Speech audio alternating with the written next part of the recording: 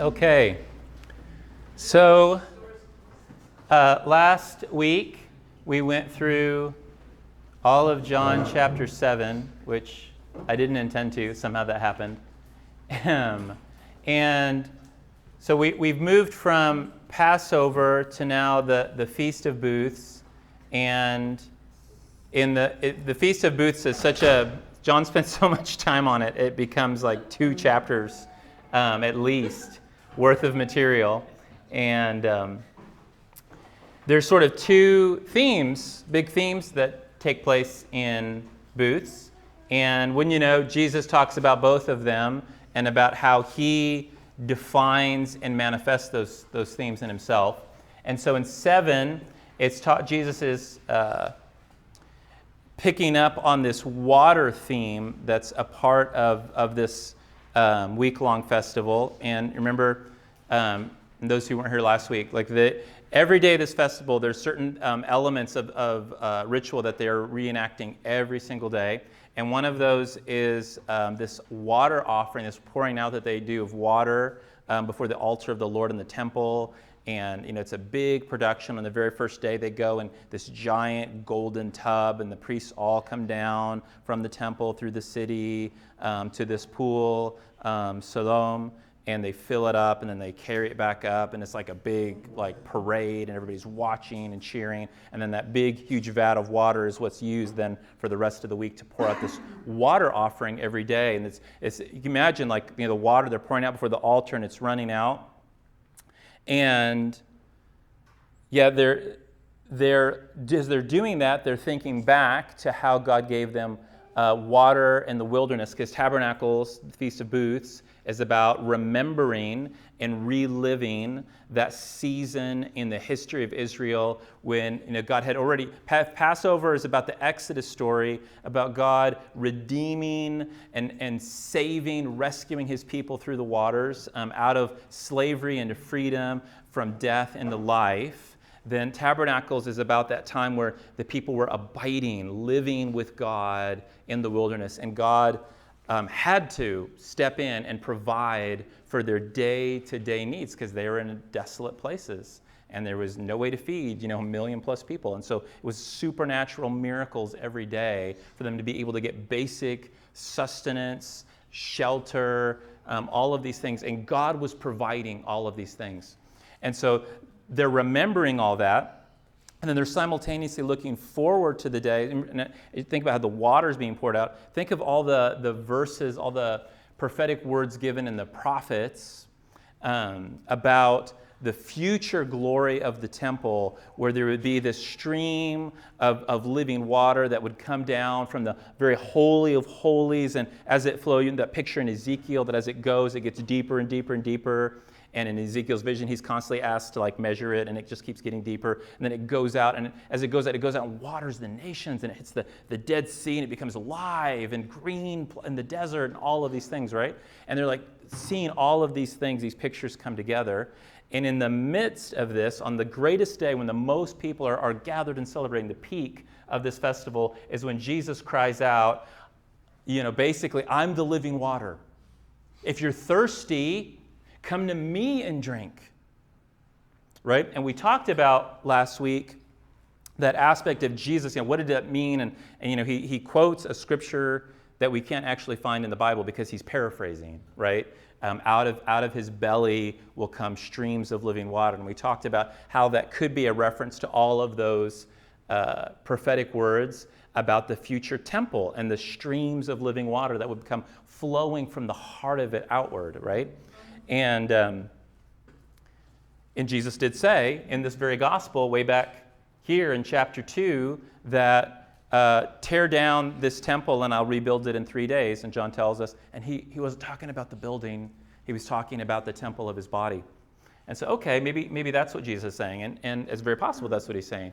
But the context of the feast is remembering... is not the context isn't the anticipation, it's the looking back when God gave them water in the desert. And so is it worth spending a few minutes to think about what that looked like? And is Jesus maybe also, doesn't have to be either or, it can be both and, saying that he's that source of water as well. And so how did God give people? We know how we talked about when we were in John 6, how God fed the people in the desert, right? It was the manna, the bread that fell down from heaven, right? That gave the people their food each day. How did God give people water? Did they just make it rain every day and they had to put out rain buckets? No, that wasn't what happened. What happened? Do you guys remember? Where did the water come from? From a rock, right? And we have this really amazing story about what that looked like the first time when God gave the Israelites water. Remember, and it usually starts with people grumbling. Most of these stories in Exodus and Numbers, right? People are grumbling. God is just not taking care of us. Obviously, He hasn't thought about the fact that we need to drink, and so He must have brought us here to die. Like that's always their first assumption: is God either has forgotten about us, He doesn't care about us, He doesn't love us, He's not going to take care of us, and He just really is just sadistic and has brought us out here on this grand excursion to just kill us all and bury us in the desert. And then God's like, no, actually, I do love you, and watch how I provide, right? And so there's a story in Exodus 17 where, people cry out to Moses and complain to Moses, and Moses goes to the Lord and says, and this is why Moses in the mindset of the Jewish people is often thought of as the great intercessor, because he's always taking this place, this go-between between the people and God. And just like, hey, God, please forgive these people. Like, this is what they need. This is what they're crying out for. I'm just delivering their complaints to you. I know you can provide, God. What do you want me to do? What do you want me to say, right? And so in Exodus 17, starting at verse 6, the Lord says to Moses, behold, I will stand before you there upon the rock at Horeb, and you shall strike the rock, and water will come out of it that the people may drink. And then Moses did so in the sight of the elders of Israel, and they called that place Massah and Meribah. And Meribah means quarreling, because the people were quarreling with God. And so we think, wow, what a cool story, right? Like Moses strikes rock, and water comes out of rock. Is that a normal thing? Have you ever hit a rock out in the middle of the wilderness and seen water flow through it? No, it's not there's not a natural explanation for this. It was a miracle. Just like bread doesn't normally fall from the sky, this is just as much a miracle. You don't split open rocks usually and find streams of living water to just, water a whole nation of people. But here's the thing that often gets overlooked in those verses, and so it's worth looking at it again a little bit more slowly and deliberately. We always think, Moses, hits the rock and then water comes out. Look what God says. I will stand before you. Where is God standing? On the rock. God says, I'm going to be standing on the rock, Moses, and then you hit the rock, and water is going to come out. So just imagine that. Put the picture in your mind. Whether the elders of Israel could see the Lord standing there or not, but God's told Moses, I'm standing there on the rock, and now strike the rock, and the water's going to come. And so later, when the writers and the Psalms and the prophets look back on this, they talk about God being the rock. That God, that rock was somehow a physical representation of God, and God told, and when the people needed water to drink to keep from dying of thirst, God told Moses, strike the rock. And that word in Hebrew for strike, it sometimes gets translated kill or slay. Like it's a serious strike. It's not generally like a little slap or whatever. So it's almost, you could translate it into English if you wanted, like Moses, kill the rock, and water will come out to save the people. Yeah. And Jesus is saying, from out of me, water is going to flow for those who are thirsty, and they won't be thirsty again. And can we think of a time in this gospel, since, we've probably all read ahead at some point in our lives, where Jesus is going to get struck like that rock was, and water is going to flow out of him? Oh yeah, wait. That's like during the last 7 days, right?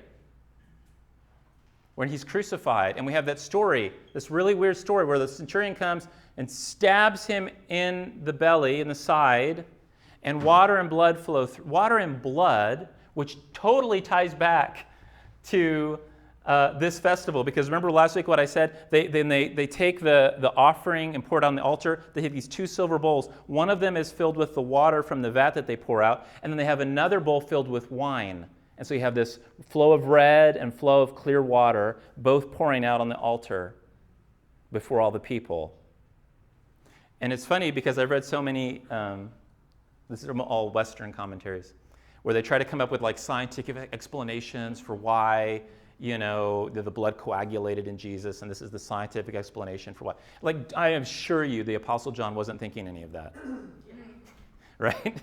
He was looking like this happened, and it had symbolic, supernatural meaning for everyone who witnessed that on that day. They knew exactly when they saw that, what that meant.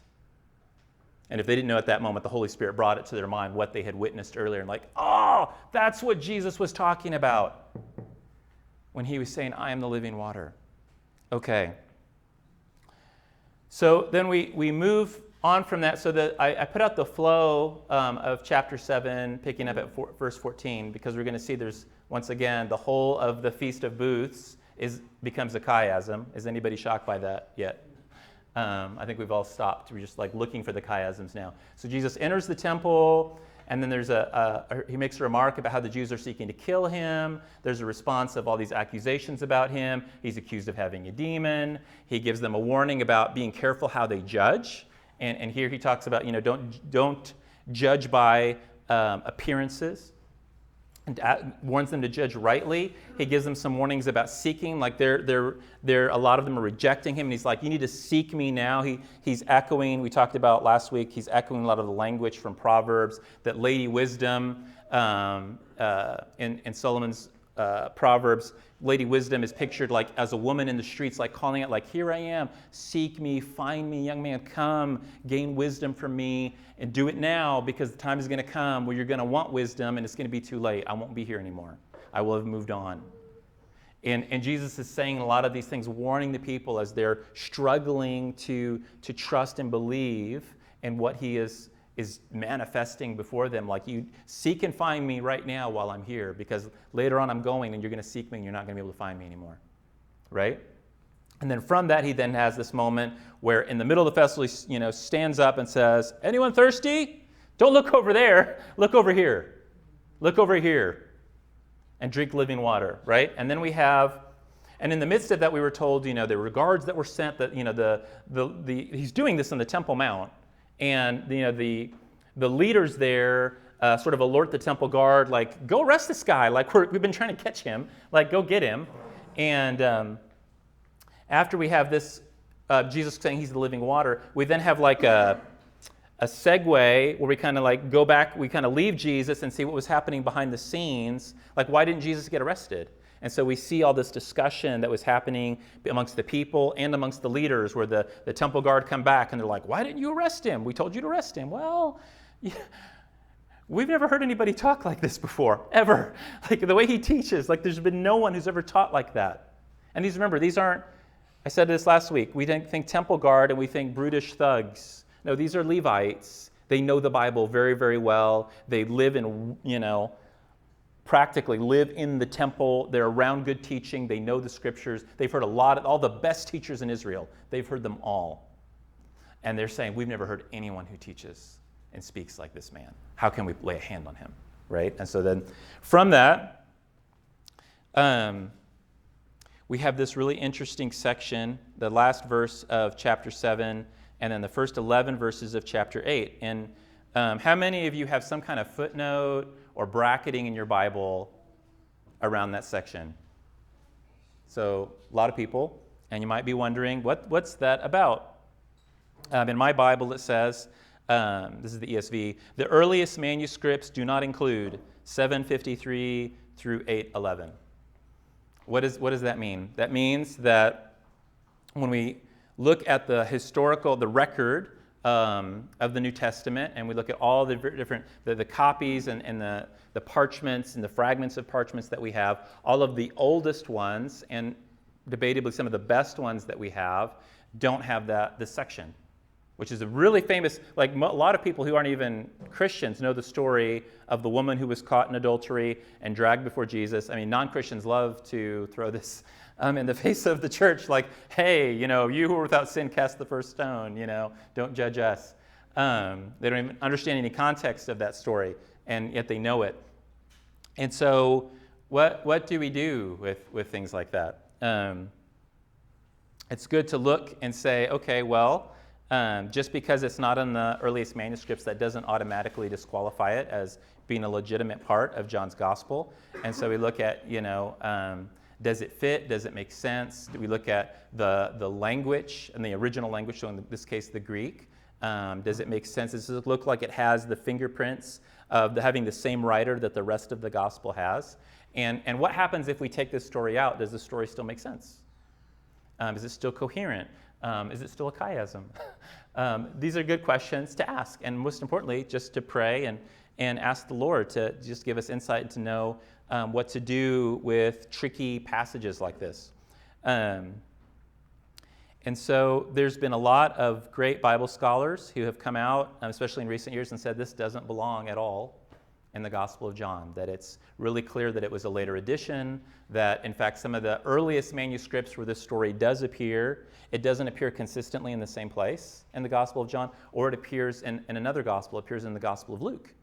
Towards the end of Luke is another place that this story shows up in really early manuscripts. And then past a certain point in the manuscript record, it is consistently right here where it's at, and that's sort of why tradition has placed it here in most of our Bibles. So that's, a strike against it maybe. Does it have the same kind of linguistic fingerprints of the rest of the Gospel of John? I'm not an expert on Greek, but people that are experts in Greek, a lot of them have said no, it doesn't. That there's some vocabulary in there that doesn't appear anywhere else in the Gospel of John. There's certain phrases that John uses consistently, and not only are they not used where they could have been in this section, but a completely different phrase is used that's not found in any of John's writings, even his epistles. And so it doesn't appear to be written by the same person that wrote the rest of the gospel.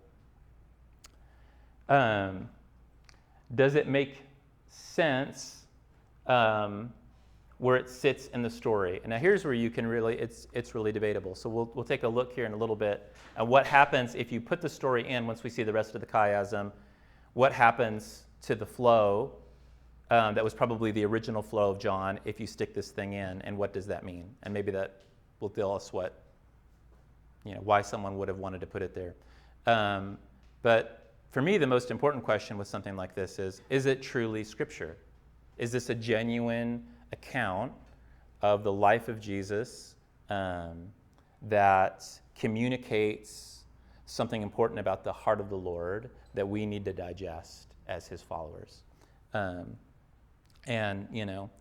this is, again, one of those things you have to work out between yourself and the Lord. But for me, the answer is yes. Like, I read this story, and that looks and sounds a lot exactly like the Jesus that I know from the rest of the Gospels. And especially when you look at what is happening in that story within the proper context, and we'll talk about that a little later. But often when people teach this story, they don't give it the proper context for this time period, and it gets misunderstood why Jesus says what he says and does what he does in this story. Because it can kind of look, when you read this story, like Jesus doesn't care about sin. And that's not at all the case. He cares very much about sin. But beyond that,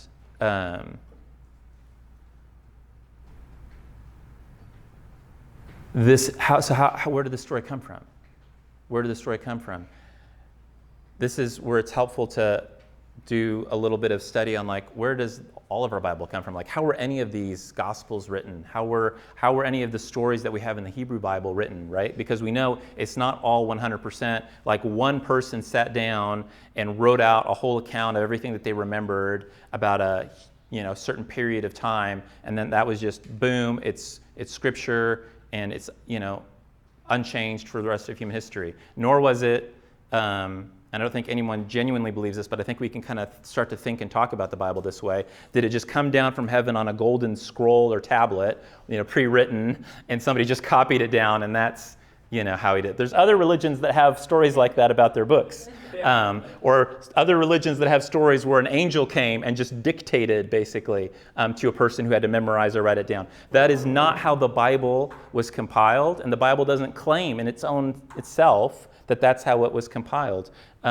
It's really clear from stories in the Bible itself about how the Bible was written that how much of it was written was God spoke to people and said, hey, you just had an important life event with me. You need to write that down and save it for future generations. And this happened with a lot of people, prophets and kings and men and women of God throughout many ages. And then at certain points, God appointed people to like, hey, now it's time to collect a lot of those stories into a cohesive whole, so that the people can go back in future generations, can read and know me from how you and I have related to one another.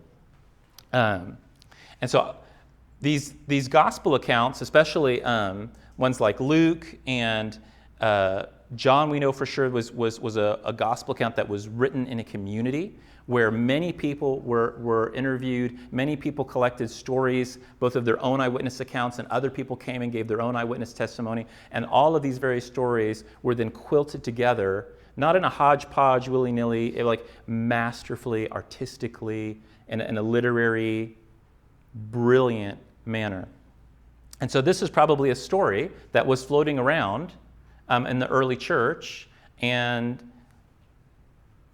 it's a powerful story, and people are like, we can't lose this. We got to put it somewhere, and it doesn't belong in its own, half-page gospel, the gospel of Jesus and the adulterous woman, right? And so they struggled at first at where to stick it, and then I think they very prayerfully decided that this was a good place to stick it, right here in the middle of the Feast of Booths. And when we see the rest of chapter 8 flows, I think it'll be clear why they decided to stick it here. And you can decide whether they chose rightly or wrongly. But hey, so there we go. So we're just going to move on. We're going to pretend we're reading John 1.0, and this story isn't there for this first pass.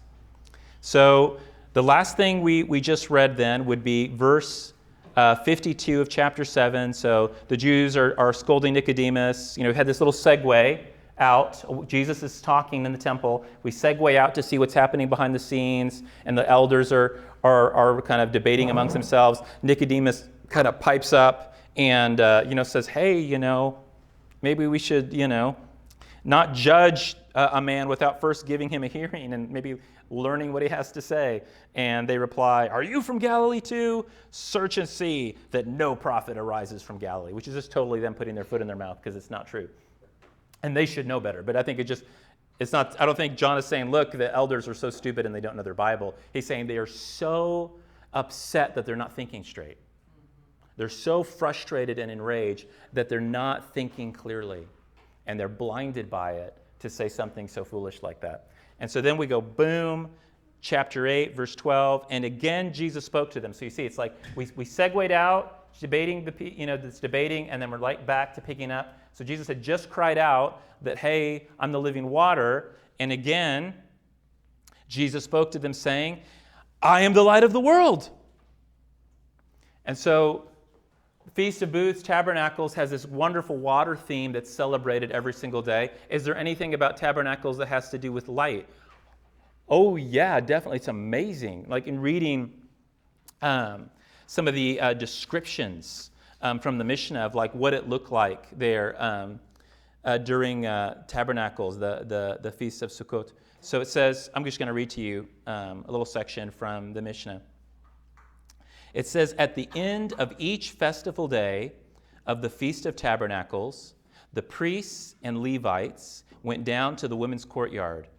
And there were golden candle holders there with 4 golden bowls on their tops and 4 ladders for each candlestick. So these like giant menorahs, basically. And 4 young priests with jars of oil containing 120 logs. I don't know how much oil that is, but it sounds like a lot. Would climb up the ladders and pour the oil into each bowl.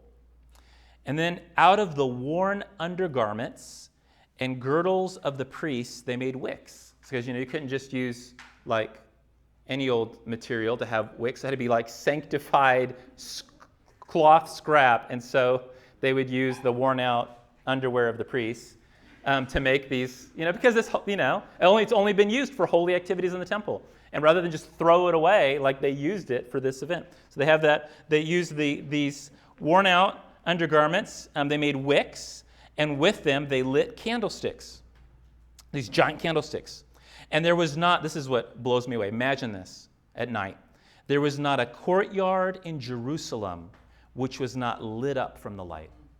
Because remember, it's the highest place of the city, and the light is blazing so bright because you have these huge menorahs. You have all of these priests with torches. It says, the pious men and wonder workers, we can only imagine what they meant by that, would dance before the giant candlesticks with flaming torches in their hand, and they would sing before them songs and praises. And the Levites, beyond counting, played on harps, lyres, cymbals, trumpets, and other musical instruments, standing as they played on the 15 steps which go down from the Israelites' court to the women's court, corresponding to the 15 songs of ascent, which we read earlier tonight in the book of Psalms. So like this music like blaring from the Temple Mount, light shining down from the Temple Mount. And remember, the context of tabernacles, it's remembering what time period? In the wilderness. Did God provide light for them at night in the wilderness? Was it a little light or a big light? It was a pillar of fire. A huge pillar of fire. So nobody stumbled in the dark. And when it was time for the camp to move, what happened?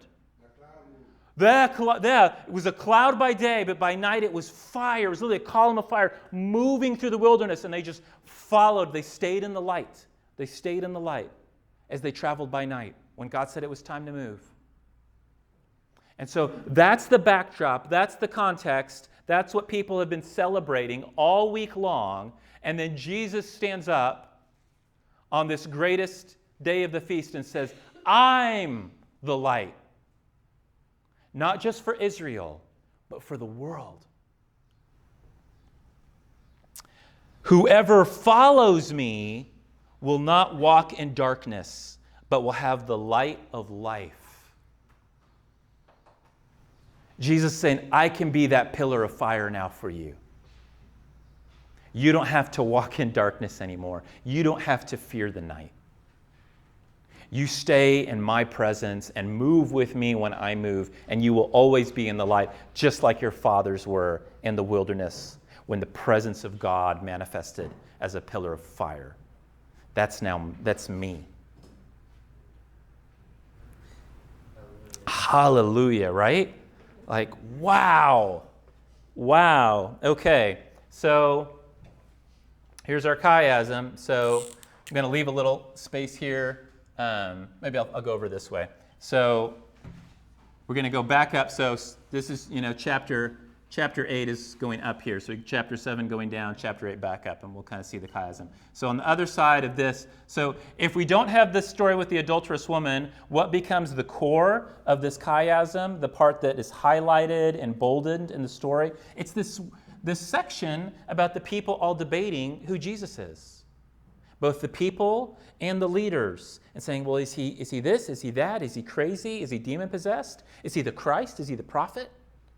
All of this. So that then becomes the central thing that this whole narrative about Jesus at the Feast of Booths becomes about. And then if you're the reader, and what's John's agenda that he tells us at the end of his gospel? He wants you to read this gospel and put your trust in Jesus. And so he's inviting you into the debate. If this is the center of the chiasm, and this is really John pushing that hard, that he's inviting you now as the reader to say, and what do you think about him? You think he was demon-possessed? You think he was crazy? You think he was confused? Was he just the prophet that Moses spoke about, or was he more? Is he really Yahweh God in human form? Right? So, okay. On the other side of this, Jesus cries out, I am the light, right, of the world, and etc. So then these two pieces mirror each other. And so then, if this, this is the chiasm, and then we should expect as we flow down through chapter 8, we should see him say something about, seeking him while he can be found, and then a warning about judgment, and then some accusations, and then Jews seek to kill him, and then Jesus leaves the temple. And that's exactly what happens for the rest of the chapter.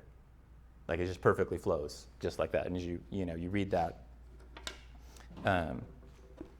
that's just exactly what happens, right? So he says he's the light of the world. If you follow him, you'll have the light of life. And that's such an echo back to the prologue. Remember, in the prologue of John says that in him was life, and that life was the light of men. You can tell he was already like, and that's part of this. There's several themes that just flow through the whole of the Gospel of John, and this is that light theme that gets introduced here. And everything gets introduced in the prologue. You'll find that that later pops up later in the story. The water theme, the light theme, light versus dark, this idea of water and spirit, all of that stuff is all just dumped into the prologue. It's like John's giving you your vocabulary for his gospel, and then he spends the rest of the story defining what that really means and fleshing it all out. Okay. So he says this, and they get, when he says I'm the light and all that, like they get what that means. Because in the story in the wilderness, who was the light? Whose presence was that was the pillar of fire? It was God himself. And then now he's saying, that's me. No, that's me. And they're like, you're bearing witness about yourself. Your testimony's not true, which makes us think back to, the whole thing in John chapter 5, where we had this very same conversation. And Jesus goes on, even if I do bear witness about myself, my testimony's true. For I know where I came from and where I'm going, but you don't know where I come from or where I'm going. You judge according to the flesh. There's that judging. I judge no one, yet even if I do judge, my judgment is true, for it is not I alone who judge, but I and the Father who sent me.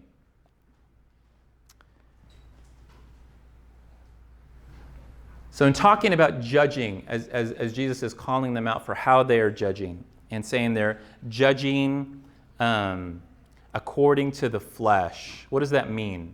What does that mean, they're judging according to the flesh? Human wisdom. How could they not judge according to the flesh? Like, what other way to judge is there? By Spirit, right? Does anyone remember there's something that Paul says in 2 Corinthians 5 about not judging anyone according to the flesh? Even though we all once did that. He says, we all once did that, but we're not going to do that anymore, but instead judge according to the Spirit, right?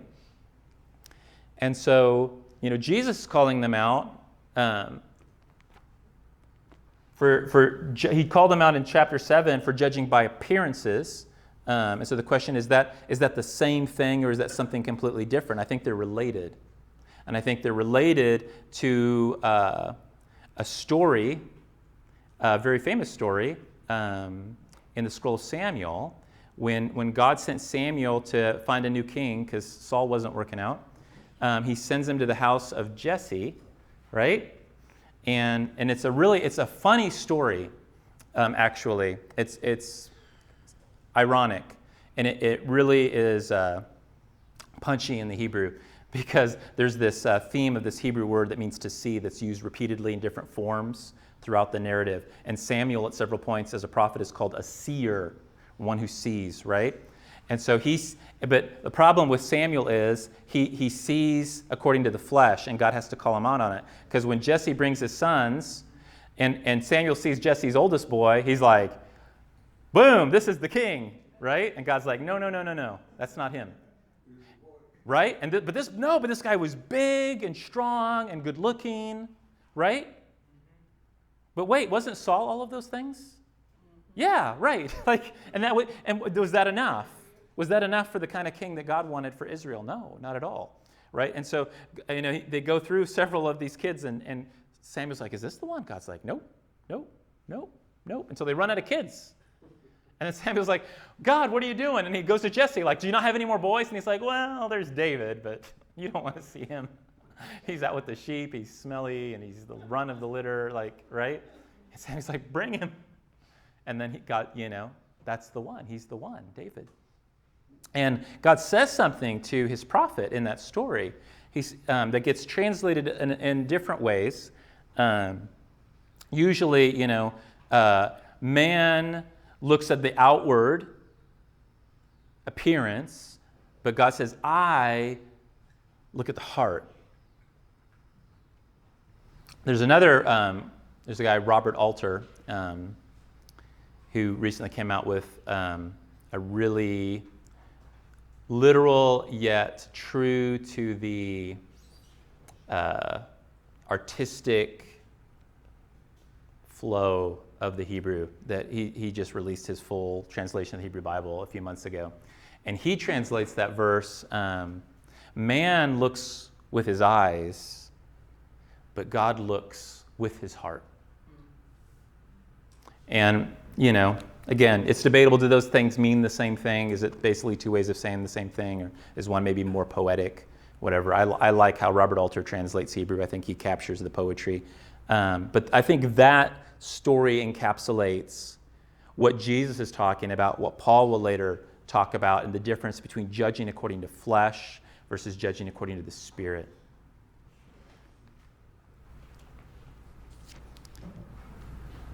And so he says in verse 17, in your law it's written, the testimony of two people is true. I am one who bears witness about myself, and the Father who sent me bears witness about me. So this is all, he's saying the same things he said before. It's almost like, do we have to go into this again? The same thing we covered in chapter 5, and Jesus is having to bring forth witnesses again, and once again say, hey guys. And when he's talking about, we said this in chapter 5, when he says the Father's already talked about me, what does he mean by that? He's talking about their scriptures. He's like, he's already given you all the tools you need to see that I am who I say I am, and you're not getting it. That's why he keeps pointing them back to Moses, to the Torah, inviting them to search the scriptures, to search for him in the scriptures, and see that what they see in their Bible is the person that is standing there in front of them, right? And so he goes through all of these things, and hey, I'm going away in verse 21. You seek me, and you're going to die in your sin. Where I'm going, you can't come. And they're like, oh, he's going to kill himself. That's why he's saying that, right? And he's like, no. And it's just this back and forth, right? And there's echoes of something that is happening in this back and forth dialogue that Jesus has here with the people. They're arguing about where he's from, and he's telling them they don't know where he's from, and they think they know where he's from, and they're asking him who he is, and he keeps telling them, I keep telling you who I am, and they don't understand. And he gives them again this verse 28, when you've lifted up the Son of Man, then you will know that I am, and I do nothing on my own authority, but speak just as the Father taught me. And he who sent me is with me, and he's not left me alone, for I always do the things that are pleasing to him. And we're told as he was saying these things, many people believed in him, and we might think, yay, okay, they get it, right? We think that they get it. But again, John is showing us that a lot of people are putting their trust in Jesus, but they don't actually get it. And I think part of the reason we might say, why are these repetitive back and forth dialogues here in the story? And I think it's because John cares about the purity of our faith. And he's putting examples in here in his story of people who are on the surface seem to be putting their trust and faith in Jesus, but they really don't actually know him. They may like some of what they see, they might like some of what they hear, but they don't fully get who he is, and they haven't fully submitted and surrendered to him wholly. How do we know that in this instance? Because it says, he said these things, many people believed in him, verse 30. So Jesus said to the Jews who believed in him, if you abide in my word, you're truly my disciples. You've believed in me, but you got to abide in my word, right? And you'll know the truth. If you abide in the words of Christ, you'll know the truth, and the truth will set you free. And we'll know later who is the truth. Jesus. If you abide in my... So think about it. This is almost like a little bit in code, but it's just because John wants you to really think this through. And he's going to give you decoder rings towards the end of the gospel to go back and read this and understand what Jesus is really saying. If you abide in Jesus' word, you're truly his disciples, and you'll know Jesus. And Jesus will set you free, because Jesus is the truth. And if you're really abiding in his word, you'll know him, and he will set you free, right? And this is where it becomes really clear. Their response to that makes it clear. Even though it says they've believed in him, they haven't actually truly become his disciples. Because they then respond, we're offspring of Abraham, and we've never been enslaved to anyone. Really? Never? The Jews have never been enslaved to anyone? How is it that you say we'll become free, right? Now, you could look at it, well, they're being them themselves have never been enslaved. But really, they're in Roman occupation, right? I mean, they may not... be wearing chains, physical chains, but they know they've got the boot of the Roman Empire on their throat at the moment. They don't have freedom.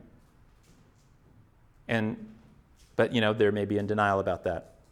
And so then Jesus says, truly, truly, I say to you, everyone who practices sin is a slave to sin. The slave does not remain in the house forever. The son remains forever. So if the son sets you free, you will be free indeed.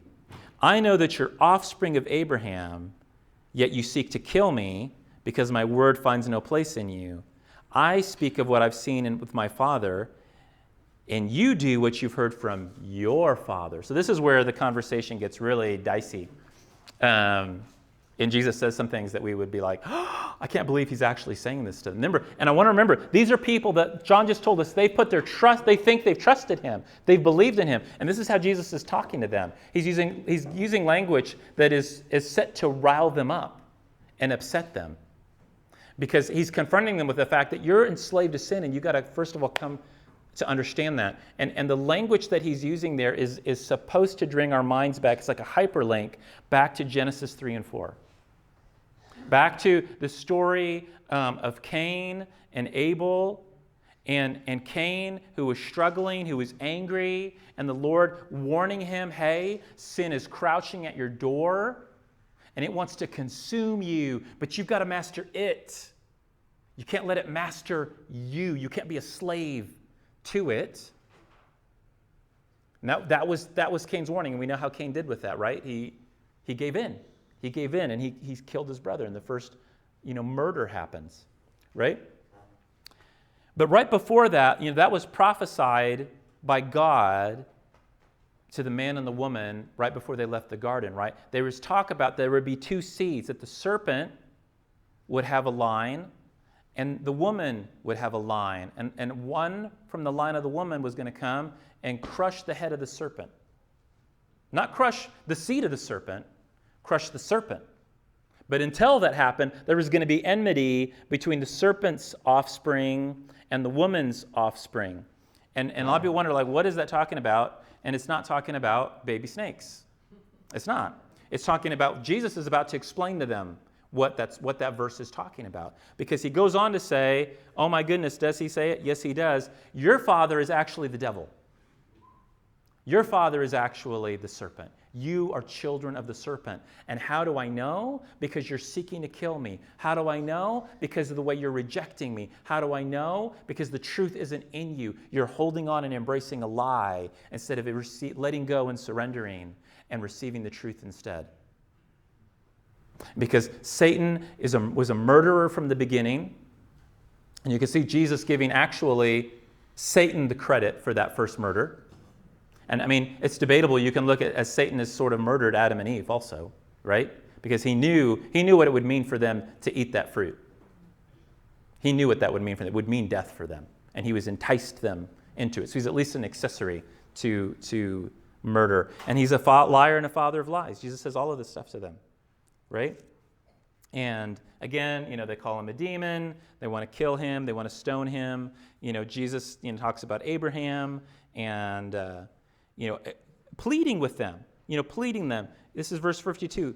The Jew says, we know you had a demon. Abraham died, as did the prophets. But you say, if anyone keeps my word, he won't taste death. Are you greater than our father Abraham, who died, and the prophets who died? Who do you make yourself out to be? And Jesus said, if I glorify myself, my glory is nothing. It's my Father who glorifies me, of whom you say he is our God. But you've not known him. I know him. If I were to say I don't know him, I'd be a liar like you. But I do know him, and I keep his word. Your father Abraham rejoiced that he would see my day. He saw it and was glad. And they're like, you're not even 50 years old. You've seen Abraham. And he says, truly, truly, I say to you, before Abraham was, I am. And they knew exactly what that means. And so they pick up stones to throw at him, and Jesus exits stage left and leaves the temple the same way he came in, right?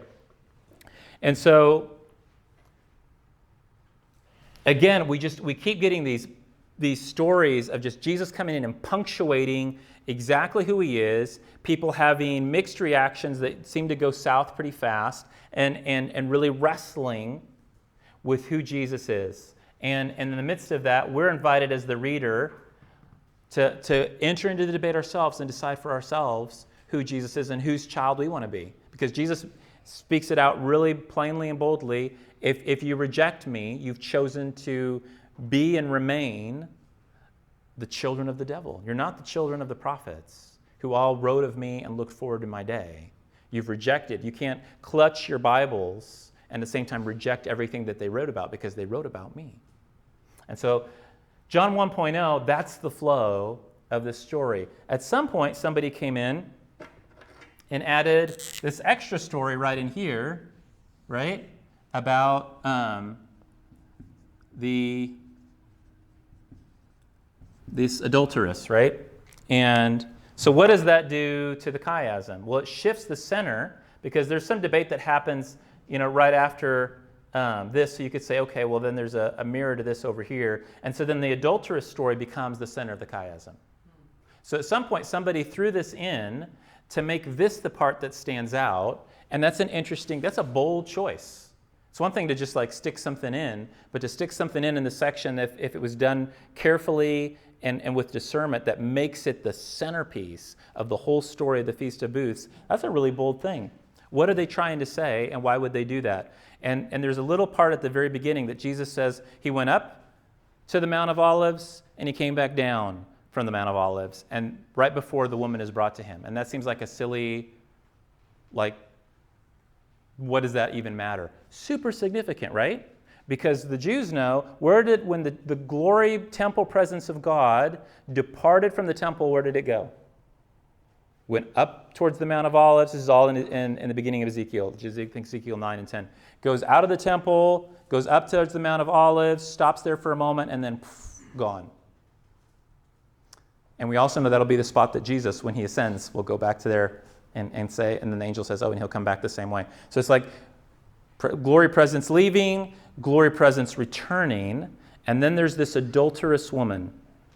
And there's been some commentators that says the adulterous woman represents Israel. She's the adulterous woman. And so what happens in that story?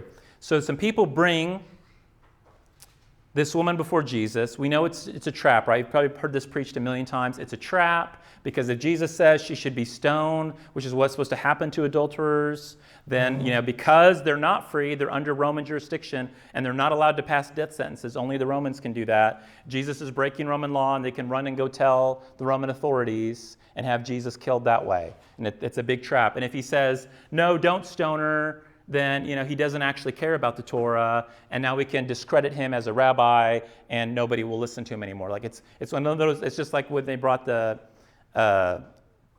coin, or they didn't bring the coin, but they brought the question, hey, should we pay taxes to Caesar or not? Right? It's that same kind of trap, right? But there's something that's happening in that people miss, because when they bring her, now according to the law, should she be stoned? According to the Torah. Yes. Right? So why doesn't Jesus authorized the stoning. Because if they, in their giddiness at thinking that they've caught him, they made a huge, huge mistake. And the mistake is, and John, whoever wrote this records it, they say we caught her in adultery. If they said we caught her in adultery, or we know that she committed adultery, that would have been one thing. We caught her in the act. In the act. And the law is really clear. Do you just stone the woman? Nope, you stone them both. And then the witnesses who saw it have to throw the first stone. Right? So they caught them in the act, so they have broken the law themselves. And that's what he just caught them. You and the older ones are the ones who get it first.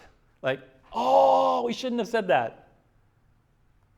Because they themselves are the lawbreakers if they pick up that stone and stone her without having stoned the man as well. So they just totally hose themselves. And so when they finally get what they've made a mistake, and there's all kinds of wonderful speculation about what is the deal with Jesus writing and what did he write, and just look that stuff up. There's so many different ideas. We don't know. We don't know for sure. We can have a lot of great ideas. Any one of them could be true. But whatever Jesus did, it worked.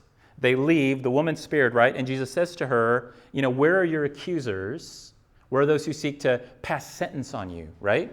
That's what he's saying there.